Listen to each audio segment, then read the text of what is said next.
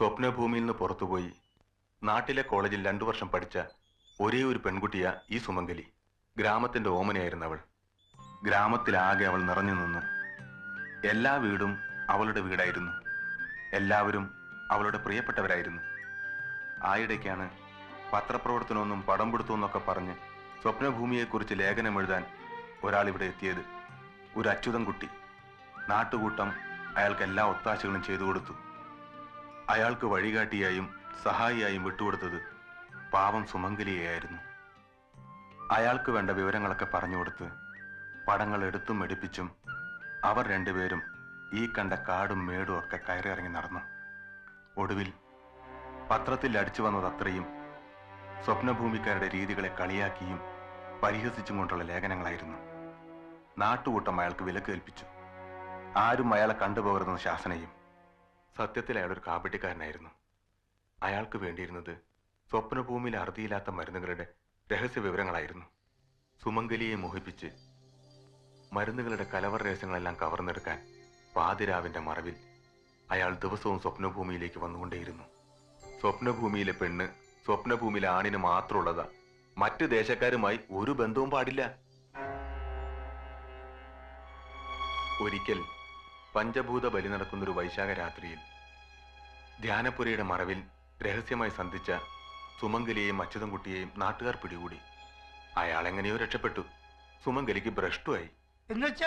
എന്നുവെച്ചാല് നാട്ടിലെ പണ്ടത്തെ പടിയടച്ച് പിണ്ടം വെക്കുന്നതിന്റെ വേറൊരു പതിപ്പാ. പക്ഷെ ഇവിടതൊരു ഭയങ്കര കർമ്മ. ഭ്രഷ്ട് നടപ്പാക്കുന്നത് ക്ഷണിച്ചു വരുത്തപ്പെട്ട വേദാത്തന്മാരും തെയ്യത്തിയും കൂടിയാണ്. ഭ്രഷ്ട് കൽപ്പിക്കപ്പെട്ട പെണ്ണിനെ നവവധുവിനെ പോലെ അണിയിച്ചൊരുക്കി പ്രാകൃതമായ വാദ്യഘോഷങ്ങളോടെ അല്പനേരം ഗ്രാമമുറ്റത്ത് നിർത്തും. എന്നിട്ടവളെ പഞ്ചഭൂത മണ്ഡപത്തിന് വലം വെപ്പിക്കും. അത് കഴിഞ്ഞവളെ കത്തിജ്വലിക്കുന്ന ഒരു അഗ്നികുണ്ഡത്തിന് മുമ്പിൽ കൊണ്ടു നിർത്തും. 18 സുഗന്ധദ്രവ്യങ്ങളും 18 ദുർഗന്ധദ്രവ്യങ്ങളും ആ അഗ്നികുണ്ഡത്തിലേക്ക് എറിയും. അതിൽ നിന്നുയരുന്ന പുക കാറ്റത്തങ്ങ് കരിയാത്ത മലയിലെത്തും. ആ പുക വരുമ്പോൾ കാട്ടാളന്മാർക്കറിയാം ഭ്രഷ്ട് കൊണ്ട പെണ്ണുരുത്തി വരുന്നുണ്ടെന്ന്. കുന്തങ്ങളുമായി അവർ കരിയാത്ത മരങ്ങൾക്കിടയിൽ കാത്തു നിൽക്കും. കരിയാത്ത മലയ്ക്കരികിൽ ഒരു പ്രത്യേക സ്ഥലത്ത് അവളെ നിർത്തിയിട്ട് ഗ്രാമത്തിന്റെ ഗണനാഥൻ അവൾ ചെയ്ത കുറ്റം ഉറക്കെ പറഞ്ഞിട്ട് 3 പ്രാവശ്യം ഭ്രഷ്ട് എന്ന് ചൊല്ലും. അതോടെ അവൾ വേദാത്തന്മാരുടേതായി കഴിയും. സ്വപ്നഭൂമിക്കാർ തിരികെ വരുമ്പോൾ വേദാത്തന്മാർ ആടയാഭരണങ്ങളൊക്കെ അഴിച്ചെടുത്ത് കുന്തത്തിന് കുത്തിയും കല്ലെറിഞ്ഞും അവളെ കരിയാത്ത മലയിലേക്ക് കയറ്റിവിടും. കഴിഞ്ഞ 40 വർഷങ്ങൾക്കുള്ളിൽ ഇവിടെ 3 ഭ്രഷ്ടുകൾ നടന്നിട്ടുണ്ട്. അതിൽ അവസാനത്തതാണ് സുമംഗലിയുടേത്. ഭ്രഷ്ട് കൽപ്പിക്കപ്പെട്ട പെണ്ണുങ്ങളിൽ തിരിച്ചു വന്നവൾ ഇവൾ മാത്രമാണ്. പക്ഷെ സമനില തെറ്റിപ്പോയി. ഭ്രഷ്ട് കൽപ്പിക്കപ്പെട്ടവളായതുകൊണ്ട് ഇനി തിരിച്ചെടുക്കാൻ പറ്റില്ല. ഒരിക്കൽ ശിക്ഷിച്ചതുകൊണ്ട് ഇനി ശിക്ഷിക്കാനും വയ്യ. അവൾ ഇവിടെ അങ്ങനെ കഴിഞ്ഞുകൂടുന്നു. വേദപുരം കില്ലാടിയെ വിളിച്ചോണ്ട് വന്നത് നന്നായി പോയിന്നിപ്പോ പലർക്കും തോന്നാൻ തുടങ്ങിയിട്ടുണ്ട്. ജ്യോതിഷി പറഞ്ഞത് എത്ര കൃത്യമായിരിക്കുന്നു. 14 ദിവസമായിട്ടൊരു ഒറ്റ ദുശകനങ്ങളും ഉണ്ടായിട്ടില്ല. വെള്ളം കെട്ടിക്കഴിഞ്ഞ ആദ്യത്തെ പൂമാല ഭുവനപ്പന് തന്നെ. പൂമാല ഇടാൻ വരട്ടെ. ഇപ്പൊ 23 കോലയായുള്ളൂ. 45ാമത്തെ കോല ആകട്ടെ, അപ്പൊ കാണാം. 45ാമത്തെ കോലിലാ ചതിയിരിക്കുന്നേ.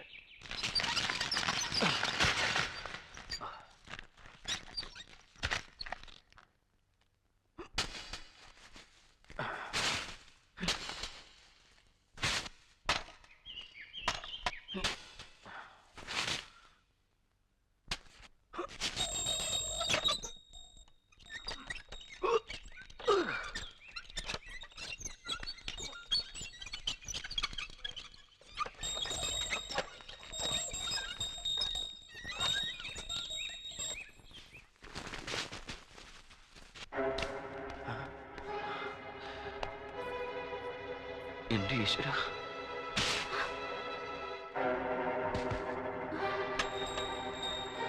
എന്താ എന്താ ശബ്ദം കേട്ടെ? എന്താണ്? എന്താ?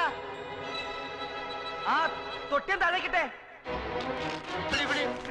പിടിക്കണോ?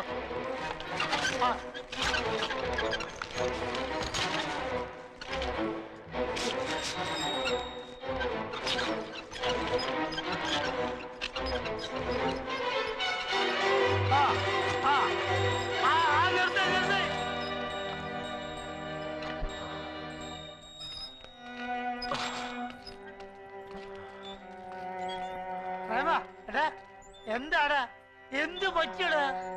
എന്താ എന്ത് പറ്റിയടാ പ്രേമ? എന്താ എന്താ ഉണ്ടായ? പാറ താഴെ ഞങ്ങോട്ട് മുഴുവൻ പാറയാ.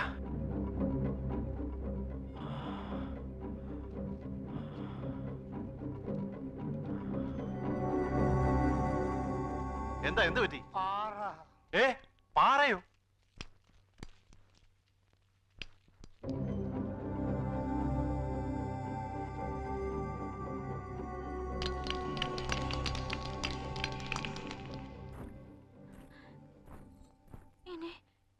ഇനി എന്താ ചെയ്യാ? ഒന്നും ചെയ്യാനില്ല, ഒന്നും. പണ്ടത്തെ ഭൂമിയൊലുക്കത്തില് എങ്ങനെയോ വന്ന് ഉറച്ചുപോയി പാറയത്. ആ പാറയാ അന്നത്തെ മണ്ണടിച്ചിലിനെ തടഞ്ഞു നിർത്തിയത്, സ്വപ്നഭൂമിയെ രക്ഷിച്ചത്. അതിഞ്ഞ് പൊളിക്കാൻ പറ്റില്ല. പൊളിച്ച ഒരുപക്ഷെ ഇനിയും മണ്ണടിച്ചിലുണ്ടായേക്കാം. എങ്ങനെ പറ്റി എനിക്ക് തെറ്റ്? പൂജാമന്ത്രങ്ങൾക്ക് തെറ്റി, വേദപുസ്തകത്തിന് തെറ്റി, പണിയായുധങ്ങൾക്കും പെലിവാ പക്ഷിക്കും തെറ്റി.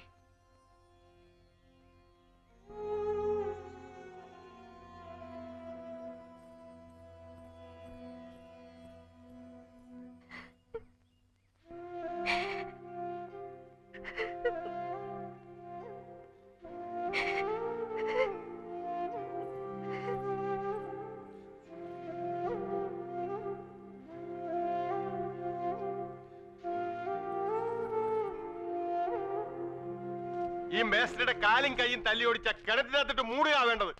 എത്ര പ്രാവശ്യം പറഞ്ഞു വേറെ സ്ഥാനം കണ്ടുപിടിക്കാൻ. ഇപ്പോഴെന്തായി? ഇയാളുടെ ശാസ്ത്രവും ആചാരവും ഒക്കെ പഴച്ചില്ലേ? കില്ലാടിയെ മാത്രം കുറ്റം പറഞ്ഞിട്ട് എന്താ കാര്യം? നമുക്കും തെറ്റുപറ്റിയില്ലേ? ഉടുക്ക് ശകുനം പറഞ്ഞു, ദേവ് നിമിത്തമായിട്ട് വന്നു, പാരമ്പര്യം അനുസരിച്ചുള്ള സ്ഥാനവും നിശ്ചയിച്ചു. പക്ഷേ മണ്ണിനടിയിൽ ഇങ്ങനെ ചതിയുള്ളത് ആരറിഞ്ഞു? അറിയണല്ലോ. വേറെ ആരറിഞ്ഞില്ലെങ്കിലും കിണറുകുഴിയുടെ സകലമാന ശാസ്ത്രം അറിയാമെന്ന് പറഞ്ഞ് നടക്കുന്ന ഇവൻ അറിയണമല്ലോ. നിങ്ങൾ എന്ത് വർത്താനാണോ പറയുന്നത്? ഇവൻ എന്താ ശ്രമിക്കാഞ്ഞിട്ടാ? നിങ്ങൾക്കൊക്കെ വല്ല നഷ്ടം വന്നോ? അധ്വാനം നഷ്ടം വന്നോ? കാശ് നഷ്ടം വന്നോ? പിന്നെ കുറെ അഭിപ്രായങ്ങൾ. അത്ര വലിയ തള്ളുണ്ടെങ്കിലേ നിങ്ങൾ എല്ലാരും പോയിട്ട് ആ പാറയെ കൊണ്ട് കടിച്ചു മുറിച്ചാളി. അങ്ങോട്ടും ഇങ്ങോട്ടും വഴക്കുണ്ടാക്കി വെറുതെ സമയം കളയാതെ വേറെ വല്ല മാർഗം ഉണ്ടോ നോക്ക്. രണ്ട് മാർഗങ്ങളെ തോന്നുന്നുള്ളൂ. ഒന്നെങ്കിൽ അയൽഗ്രാമങ്ങളിൽ സർക്കാർ നമുക്ക് സൗജന്യമായിട്ട് തരാമെന്ന് പറഞ്ഞിട്ടുള്ള ഭൂമിക്ക് വേണ്ടിയുള്ള അപേക്ഷ കൊടുക്കുക. എന്നിട്ട് ഇത്രയും കാലം നമ്മെ പോറ്റി വളർത്തിയ ഈ മണ്ണിനോടും മരങ്ങളോടും പക്ഷിമൃഗാദികളോടും എന്നേക്കുമായി യാത്ര പറയുക. വൈദ്യരെ, അല്ലെങ്കിൽ പുതിയൊരു സ്ഥാനം നിർണയിച്ച് മറ്റൊരു കിണർ പണിയുക.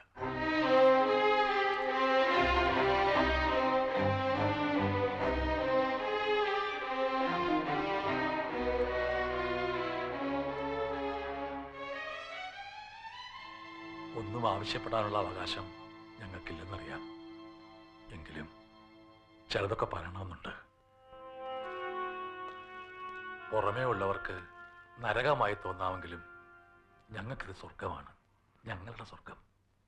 ഇവിടെ എല്ലാവർക്കും ഒരേ ഒരു ദൈവമേ ഉള്ളൂ. ആ ദൈവം പഞ്ചഭൂതങ്ങളാണ്. പ്രാർത്ഥനയേ ഉള്ളൂ, ആരാധനയില്ല. മതങ്ങളില്ല, വിശ്വാസങ്ങളേ ഉള്ളൂ. ഇവിടെ എല്ലാവർക്കും ഒരേ സംഭരണിയിലെ വെള്ളം, ഒരേ കലവറയിലെ ഭക്ഷണം. ഇവിടെ കളവില്ല, ചതിവില്ല, ശത്രുതയില്ല, രോഗങ്ങളുമില്ല. ഈ ജീവിത രീതിയുമായി ചേർന്നു പോയി ഞങ്ങൾക്ക് ഇവിടം വിട്ട് വേറെ എവിടെയും പോയി പാർക്കാനാവില്ല. ശ്വാസം കിട്ടില്ല. അതുകൊണ്ട് എല്ലാവരെയും സാക്ഷി നിർത്തി താണുകയാണ് അപേക്ഷിക്കുകയാണെന്ന് വിചാരിച്ചോളൂ. വേറൊരു സ്ഥാനം കണ്ടെത്തി ഞങ്ങളെ രക്ഷിക്കണം.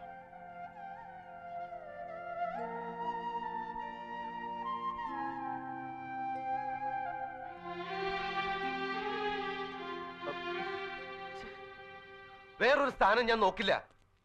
അഥവാ സ്ഥാനം നോക്കിയാൽ തന്നെ അവിടെ വെള്ളം ഉണ്ടാവില്ല. ഈ സ്വപ്ന ബൊമ്മിൽ വെള്ളം ഉണ്ടെങ്കിൽ അത് അവിടെ മാത്രമേ ഉള്ളൂ, ആ പാറയ്ക്കടിയില്. ആ പാറ പൊട്ടിക്കണം. അത് ഞാൻ പൊട്ടിക്കും. അത് തകർക്കാനുള്ള മാർഗം തേടി ഞാൻ പോവുക. എപ്പോ തിരിച്ചു വരുമെന്നൊന്നും അറിയില്ല. കഴിയുന്നത്ര നേരത്തെ വരാം. എനിക്ക് പകരമായിട്ട് നിങ്ങളിവിടെ ഉണ്ടാവണം. ഇവർക്ക് ഒരു ഉറപ്പിന് വേണ്ടി. എനിക്ക് എനിക്ക് കുറച്ച് പണം വേണം.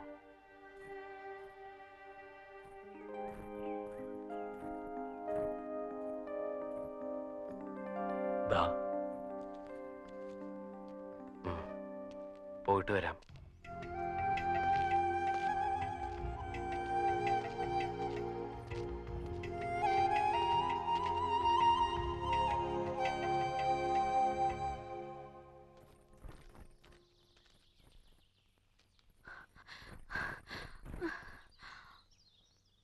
എന്താ? ഒന്നുമില്ല, വെറുതെ വന്നേ ഉള്ളൂ. എന്താ കാര്യമെന്ന് വെച്ചാ പറഞ്ഞോളൂ. അന്നെന്നെ കളിയാക്കിയില്ലേ? കിണറ് കുത്തി കുത്തി ചെന്ന് ആദ്യത്തെ കുടം വെള്ളം എടുക്കുമ്പോ എന്റെ തലയിലോട്ട് വെച്ച് തരൂന്ന്. ആ കുടം വെള്ളം എനിക്ക് വേണം. തരുവോ? പറ. തരാം. പക്ഷേ സ്വപ്നഭൂമിയിലെ ദേവിയെ പകരം എനിക്ക് തന്നേക്കണം.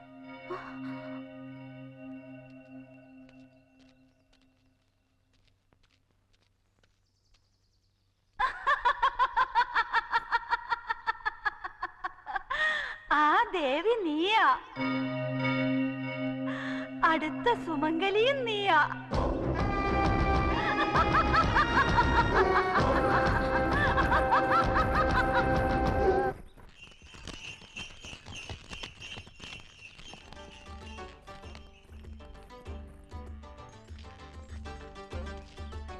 എല്ലാവരും ഇതൊന്ന് ഇറക്കാൻ സഹായിക്കണം. ആ, ഒന്ന് സഹായിച്ചു കൊടുക്കും.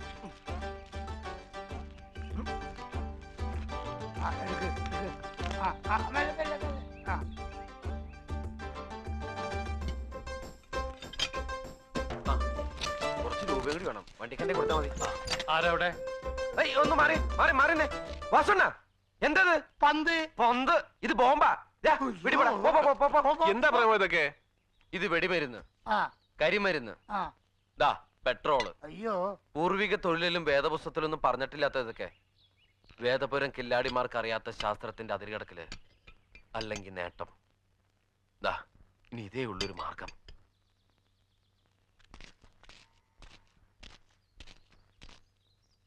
നിയമവിരുദ്ധമായി സംഘടിപ്പിച്ച കുറെ വെടിമരുന്നുകളും ബോംബുകളുമാ.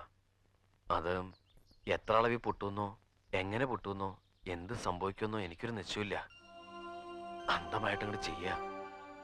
ഇതില് ജയിച്ചാ ജയിച്ചു, തോറ്റാ തോക്കില്ല. ധൈര്യമായിട്ട് ചെയ്തോളൂ.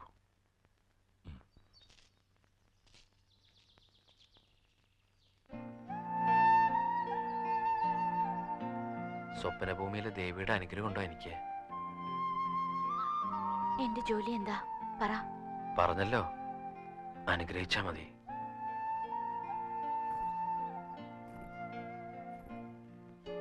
അറിയാലോ, സ്വപ്നഭൂമിയിലെ ചില രീതികളൊക്കെ ഉണ്ടെന്ന്. ഞാനായിട്ട് അതിനൊരു മാറ്റവും വരുത്തില്ല, ഒരിക്കലും.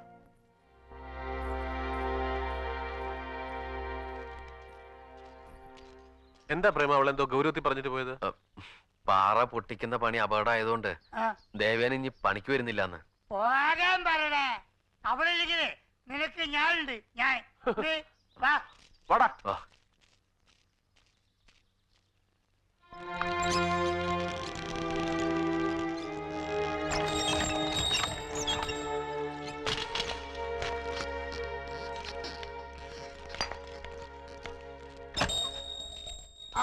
ഇനി നിങ്ങളിത് നോക്കിക്കോ, ഞാൻ അവളോട് രണ്ട് പറഞ്ഞിട്ട് വരാം.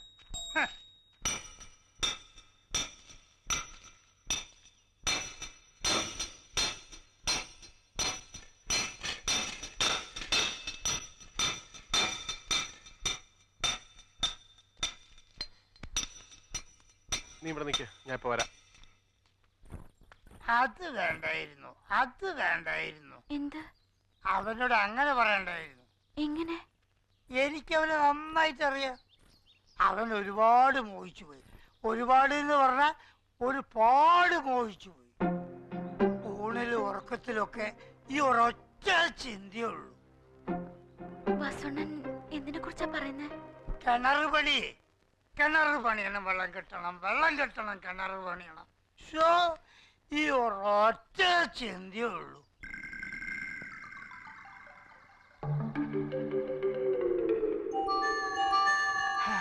ഇന്ന് ദേവയാനി അവനോട് പറഞ്ഞത് തീരെ ശരിയായില്ല. എന്ത്?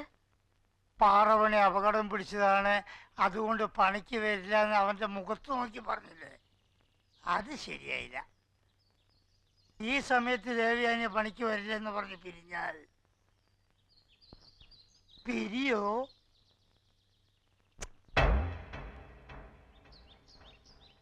നാളെ മുതൽ ഞാൻ പണിക്ക് വന്നോളാം.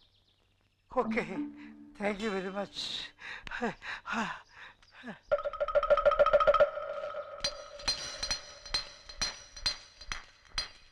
അല്ല, രണ്ടുപേരും കൂടെ എവിടെ പോയിരുന്നു?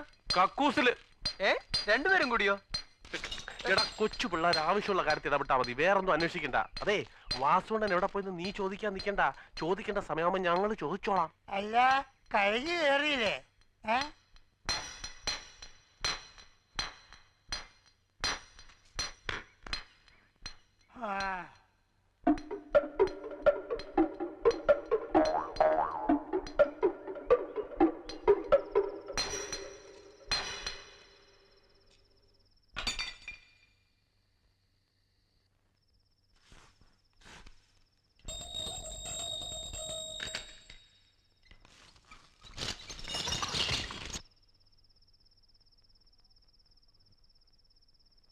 ഇത് കണ്ണവാമുനിയുടെ മകൾ ശകുന്തളയെന്ന് നീ അറിഞ്ഞില്ലയോ? പണ്ടേ പോതൂരെ ഈ ആശ്രമ സുന്ദരിയുമായി ഞാൻ സ്വല്പം ഒന്ന് സഹവിച്ചോട്ടെ. എടാ പ്രേമ, എടാ എനിക്ക് രാവിലെ പോണം, രാവിലെ തന്നെ പോണം. ഞാൻ ഇനി ഒരു നിമിഷം ഇവിടെ നിൽക്കത്തില്ല. നിനക്കെന്താ ഭ്രാന്തളകിയോ? എടാ, 4 സൈഡിൽ കൂടി ഈ കൂട്ടടി വരിക. കാര്യം പറയടാ. എടാ, നമ്മുടെ വാസുണ്ണനും ആ ദേവയാനിയും തമ്മിൽ കടുത്ത പ്രേമം.